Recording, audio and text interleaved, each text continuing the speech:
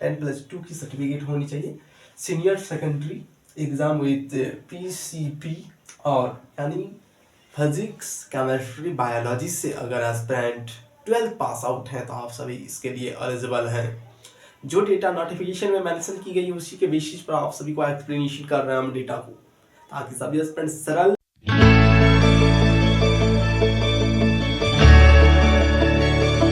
Hello everyone, आप सभी का स्वागत है भुवन सर्विस ऑफिशियल यूट्यूब चैनल पर। इस लेक्चर के माध्यम से लाइव स्टॉक असिस्टेंट से संबंधित संपूर्ण जानकारी दी जाएगी।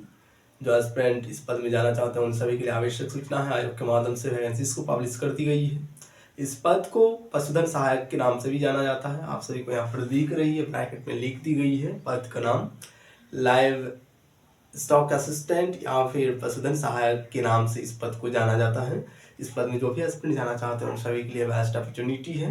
क्या क्वालिफिकेशन मांगा गया है आयोग के माध्यम से, शैक्षणिक योग्यता क्या मांगा गया है, उन सभी पॉइंट पर हम डिस्कशन करेंगे डिटेल में। सभी पॉइंट पर हम एक्सप्लेनेशन करेंगे। जो पॉइंट नोटिफिकेशन में मेंशन की गई है उन सभी पॉइंट को सभी एस्पिरेंट लेक्चर में लास्ट तक बने रहेंगे। इस चैनल के माध्यम से विभिन्न प्रकार की कॉम्पिटिटिव एग्जामिनेशन की नोटिफिकेशन विज्ञापन स्टडी मटेरियल उपलब्ध कराई जाती है, इसलिए सभी एस्पिरेंट इस चैनल से जुड़े रहेंगे। अगर कोई न्यू एस्पिरेंट इस चैनल पर विजिट किया हो, इस एस्पिरेंट चैनल को सब्सक्राइब करके बेल आइकन को प्रेस करके रखें ताकि विभिन्न प्रकार के अपडेट्स आप सभी तक पहुंच सकें। इस लेक्चर में हम एक्सप्लेनेशन स्टार्ट करते हैं। ठीक है, सभी ध्यानपूर्वक सुने सभी पॉइंट को। लाइव स्टॉक असिस्टेंट या फिर पशुधन सहायक के लिए वैकेंसीज को अनाउंसमेंट कर दी गई आयोग के माध्यम से। अप्लाई प्रोसेस 31 जनवरी 2025 से शुरू हो गई है। जो भी एस्पिरेंट अभी इंटरेस्ट है इस वैकेंसी में, आप सभी निश्चित रूप से इसमें आवेदन कर सकते हैं। इस वीडियो लेक्चर को समझें और इसके बाद सभी एस्पिरेंट आवेदन करेंगे जो एस्पिरेंट एलिजिबल हैं। 31 जनवरी 2025 से आवेदन प्रक्रिया इसकी शुरू कर दी गई है। अंतिम तिथि क्या है उसको सभी ध्यानपूर्वक देखें। यहाँ पर मेंशन की गई है 1/3/2025 मेंशन की गई है। ठीक है, यानी 1 मार्च 2025 तक आप सभी इसकी एप्लीकेशन फॉर्म को सबमिट कर पाएंगे। तो पॉइंट को समझें। जो पॉइंट मेंशन की गई है नोटिफिकेशन में उसी के बेसिस पर सभी एस्पिरेंट इसमें अपीयर हो पाएंगे। अंतिम तिथि ध्यान रखेंगे 1 मार्च 2025 है। ठीक है, और आवेदन प्रक्रिया अभी वर्तमान समय पर चल रही है, इसलिए इस वीडियो के माध्यम से सभी एस्पिरेंट समझ लें और अपीयर हो जाए। नेक्स्ट कॉलम है एज लिमिट क्या होनी चाहिए, तो कम से कम 18 साल होनी चाहिए। अधिकतम उम्र सीमा इस पद में जाने के लिए 40 साल मेंशन की गई है आयोग के माध्यम से। न्यूनतम उम्र सीमा 18 साल मेंशन की गई है। क्रुशियल डेट बताई गई है आयोग के माध्यम से 1/1/2026 मेंशन की गई है नोटिफिकेशन में जो डेट मेंशन की जाएगी उसी के आधार पर आपकी एज को काउंट किया जाएगा। ठीक है, तो 1/1/2026 क्रुशियल डेट आयोग के माध्यम से मेंशन की गई है। जो भी एस्पिरेंट अपीयर होंगे निश्चित रूप से इसमें अपीयर हो, समझ ले पॉइंट को और वैकेंसीज को डालें। ठीक है, एज लिमिट कम से कम 18, अधिकतम उम्र सीमा 40 साल। क्रुशियल डेट को ध्यान में रखेंगे। नेक्स्ट कॉलम है एजुकेशन क्वालिफिकेशन। एजुकेशन क्वालिफिकेशन क्या होनी चाहिए एस्पिरेंट के पास? नॉर्मली एस्पिरेंट के पास 10+2 की सर्टिफिकेट होनी चाहिए। Senior secondary exam with PCP और यानी फिजिक्स केमिस्ट्री बायोलॉजी से अगर एस्पिरेंट 12th पास आउट है तो आप सभी इसके लिए एलिजिबल हैं। जो डेटा नोटिफिकेशन में मेंशन की गई उसी के बेसिस पर आप सभी को एक्सप्लेनेशन कर रहे हैं हम डेटा को, ताकि सभी एस्पिरेंट सरल भाषा में समझे सभी पॉइंट को और समझने में आसानी हो। उसी प्रकार से हम चीज़ों को एक्सप्लेन कर रहे हैं।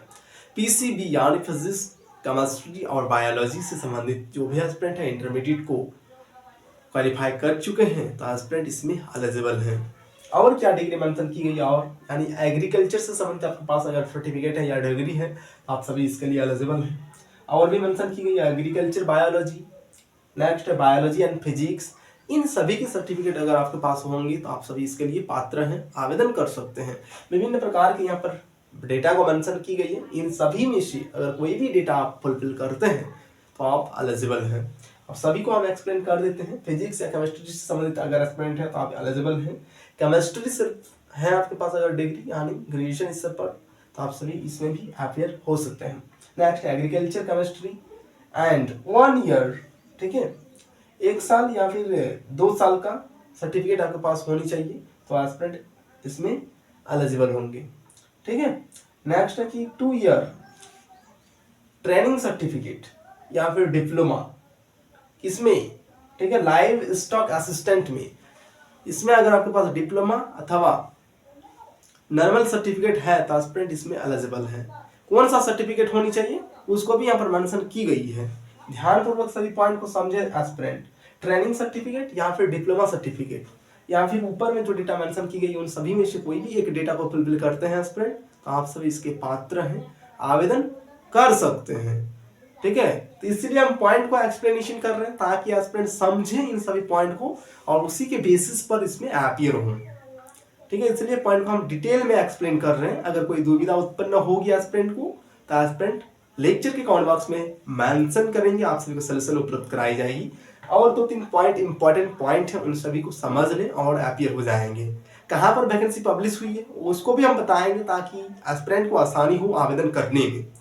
नेक्स्ट पॉइंट है फी कितना लिया जाएगा इस वैकेंसी में। जो भी एस्पिरेंट अपीयर होंगे उन सभी को फी पेमेंट करना है। ठीक है, किस किस पॉइंट पर हम बात किए उसको भी ध्यान रखेंगे सभी एस्पिरेंट। अप्लाई प्रोसेस से संबंधित डेट, ठीक है, नेक्स्ट है एज लिमिट, उसको भी हम एक्सप्लेन कर दिए। और एजुकेशन क्वालिफिकेशन पर हम डिटेल में चर्चा किए। नेक्स्ट है फी पर आधारित पॉइंट। इस पॉइंट में आप सभी को फी से संबंधित जानकारी मिलेगी, इसलिए फी को भी जान ले सभी एस्पिरेंट। किस कैटेगरी के लिए कितना फी रखी गई आयोग के माध्यम से, उस डेटा को एक्सप्लेनेशन कर रहे हैं हम। जनरल कैटेगरी, ओबीसी कैटेगरी के लिए, ठीक है, ओबीसी यहाँ पर 2 प्रकार की ओबीसी मेंशन की गई है। जनरल और ओबीसी के लिए फी मेंशन की गई है और ओबीसी एनसीएल के लिए अलग से फी मेंशन की गई है। ओबीसी एनसीएल अलग है, ओबीसी अलग है। ठीक है, पॉइंट को एक्सप्लेनेशन कर रहा है। जनरल और ओबीसी के लिए 600 रुपया फी मेंशन की गई आयोग के माध्यम से। नेक्स्ट है ओबीसी एनसीएल के लिए 400 रुपया फी मेंशन की गई है। नेक्स्ट एससी एसटी, इन 2 कैटेगरी से अगर बिलोंग करेंगे एस्पिरेंट तो उन सभी को 400 रुपया पेमेंट करना है। ठीक है, ये रही फी स्ट्रक्चर आयोग के माध्यम से पब्लिश कर दी गई नोटिफिकेशन। उसको डिटेल में एक बार देख सकते हैं एस्पिरेंट, या फिर लेक्चर में ही समझ लें। ज्यादातर पॉइंट को, जो भी इंपॉर्टेंट पॉइंट होती है नोटिफिकेशन में, उन सभी पॉइंट को हम वीडियो लेक्चर के माध्यम से क्लियर करने का प्रयास करते हैं ताकि अधिक से अधिक पॉइंट को वीडियो लेक्चर के माध्यम से क्लियर किया जाए और एस्पिरेंट समझते हुए उसमें अपीयर हो सके। ये रही फी स्ट्रक्चर। ठीक है, और ज्यादा कुछ चीजें आपको समझनी नहीं है। टोटल पदों की संख्या देखनी है, 2041 टोटल पदों की संख्या है। पदों की संख्या अच्छा खासा है। निश्चित रूप से सभी एस्पिरेंट अपीयर हो। अगर 12वीं पास भी हैं तो इसके लिए आप एलिजिबल हैं, लेकिन शर्त क्या है उसको ध्यान रखेंगे सभी एस्पिरेंट। इस वैकेंसी को राजस्थान में पब्लिश की गई है। जो भी एस्पिरेंट यहाँ पर देखे, पद का नाम क्या मेंशन की गई है, लाइव स्टॉक असिस्टेंट या फिर पशुधन सहायक के लिए ये वैकेंसी जारी की गई है आयोग के माध्यम से। अभी आवेदन प्रक्रिया चल रही है। ठीक है, इस वीडियो लेक्चर में इतना ही। विभिन्न प्रकार के अपडेट प्राप्त करने के लिए आप सभी हमारे साथ जुड़े रहेंगे। इस चैनल के माध्यम से आप सभी को नोटिफिकेशन, विज्ञापन और स्टडी मटेरियल उपलब्ध कराई जाती है, इसलिए सभी एस्पिरेंट इससे जुड़े रहें। और भी जो भी आयोग के माध्यम से अपडेट पब्लिश की जाएगी उन सभी को सबसे पहले प्राप्त करने के लिए सभी एस्पिरेंट हमारे साथ जुड़े रहेंगे। ठीक है, अभी फिलहाल आवेदन करें और अगर दुविधा उत्पन्न होगी तो एस्पिरेंट इसी लेक्चर के कमेंट बॉक्स में कमेंट करेंगे, आप सभी को सोल्यूशन उपलब्ध कराई जाएगी। ठीक है, थैंक यू।